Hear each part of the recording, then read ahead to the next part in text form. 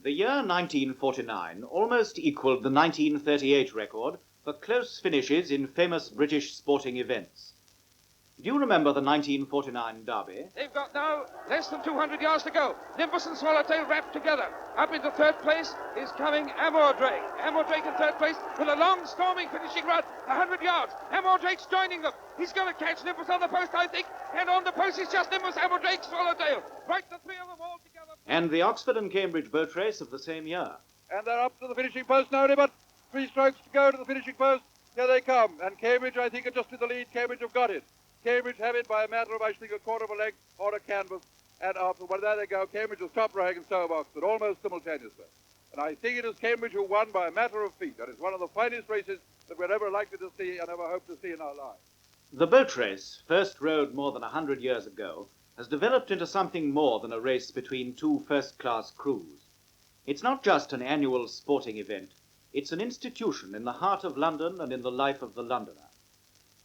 Many English customs are, of course, much older than the boat race, and one of the most famous of these is the Helston Furry Dance.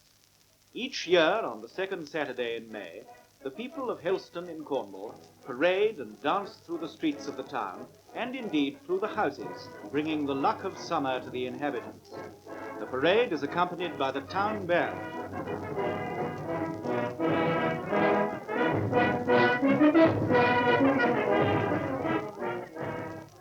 We are nearing the end of our journey through Britain, and back in London we recall the Promenade Concerts, another great British institution so closely identified for over half a century with the name of Sir Henry Wood.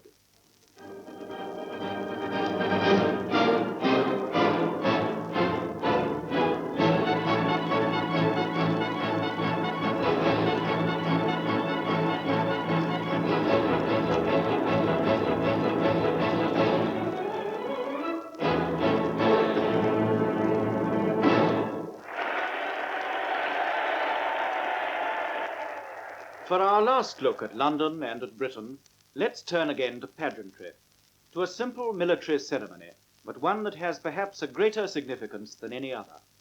Every morning at either Buckingham Palace or at St. James's Palace is performed the ceremony of the changing of the guard.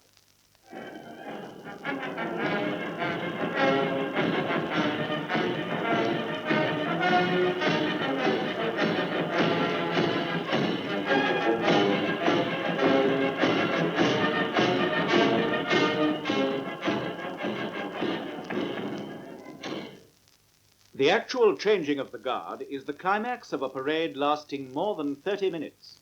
Old guard! Standard! Hey! Give up! And then! Hey! Old guard! Stand! Eject! Give up! Stand! Eject!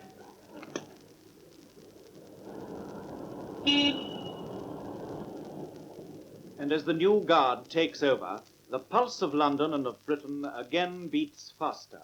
The symbol of the British way of life is secure. The King's Guard is on duty.